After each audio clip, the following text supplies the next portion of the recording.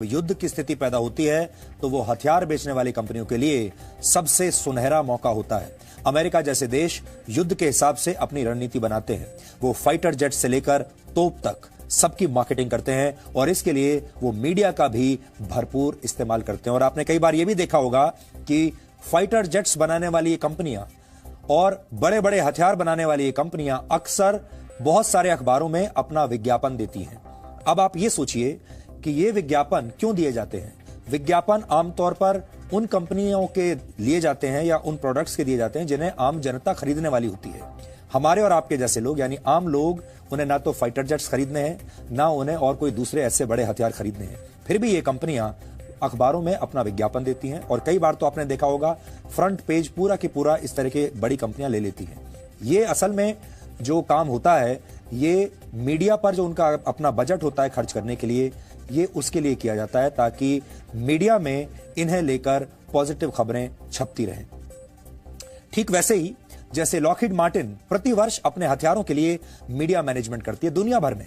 आप ये भी कह सकते हैं कि दुनिया की ज्यादातर न्यूज एजेंसीज और अखबार एक प्रकार से कॉम्प्रोमाइज्ड हो जाते हैं और एक एजेंडे के तहत किसी खास कंपनी को विशेष फायदा पहुंचाते हैं। इसी से जुड़ा हुआ विरोधाभास ये भी है कि जब हम ऐसे विदेशी अखबारों या न्यूज एजेंसीज का लेख पढ़ते हैं तो आंख बंद करके उस पर हम भरोसा भी कर लेते हैं, क्योंकि ये इतने बड़े बड़े मीडिया हाउस होते हैं। और ऐसा इसलिए होता है क्योंकि हम गुलामों वाली मानसिकता से अब तक बाहर नहीं आ पाए हैं।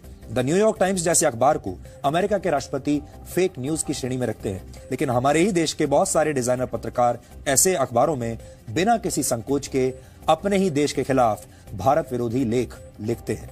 हथियारों की लॉबिंग करने वाली कंपनियां न सिर्फ अपने हथियार बेचने के लिए एजेंडा चलाती हैं, बल्कि विकासशील देशों में बने स्वदेशी हथियारों को भी हमेशा कमतर साबित करने की कोशिश करती हैं। अब इसका एक उदाहरण देखिए और समझिए। आपने अक्सर अपने ही देश में अखबारों में, हमारे ही देश के अखबारों में आपने ऐसी खबरें जरूर पढ़ी होंगी कि भारत में बना फाइटर एयरक्राफ्ट तेजस बेकार है, भारत में ही बना अर्जुन टैंक बेकार है, भारत में बनी इंसास राइफल बेकार है। इसके अलावा और भी बहुत सारे ऐसे स्वदेशी हथियार हैं जिनके बारे में आपको अपने ही देश के मीडिया में नेगेटिव खबरें पढ़ने के लिए मिलती हैं।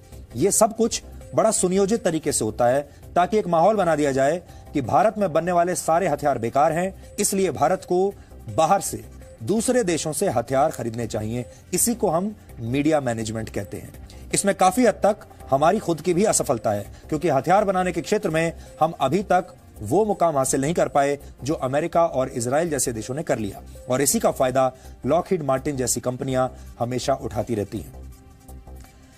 आप पिछले हफ्ते 10 दिन से अखबार रोज पढ़ रहे होंगे, न्यूज चैनल्स रोज देख रहे होंगे, लेकिन आपने नोट किया होगा कि दुनिया भर के बड़े बड़े पब्लिकेशंस में, अखबारों में और अपने भी देश में अखबारों में F-16 विमान के बारे में जो छपना चाहिए था उतना छपा नहीं। बड़ी खबर क्या थी? बड़ी खबर यह थी कि हमारे देश के MiG-21 विमान ने, जो हमने रशिया से खरीदा है, उस MiG-21 ने एक F-16 जैसे अत्याधुनिक विमान को मार गिराया। लेकिन यह खबर छपी नहीं क्योंकि इससे F-16 की बदनामी होती थी और किसी तरीके से मीडिया को मैनेज कर लिया गया। ऐसा इसलिए होता है क्योंकि हथियार बनाने वाली कंपनियां अपने रास्ते में आने वाली हर आलोचना को जड़ से मिटा देती हैं या खरीद लेती हैं। दबी जुबान में बहुत सारे लोग इस देश में यह भी कहते हैं कि हमारे देश के जो डिफेंस एक्सपर्ट हैं उनमें से बहुत बड़ी संख्या में ऐसे लोग हैं, और हमारे देश में जो रक्षा मामलों के पत्रकार हैं, बहुत बड़ी संख्या में ऐसे लोग हैं जो बड़ी बड़ी कंपनियों के साथ एक गठबंधन कर चुके हैं, और जैसे वो कंपनियां चाहती हैं वैसे ही ये लोग अखबारों में लिखते हैं, वैसे ही अपने लेखों में ये बात डालते हैं। और ये बड़ी बड़ी कंपनियां क्या चाहती हैं?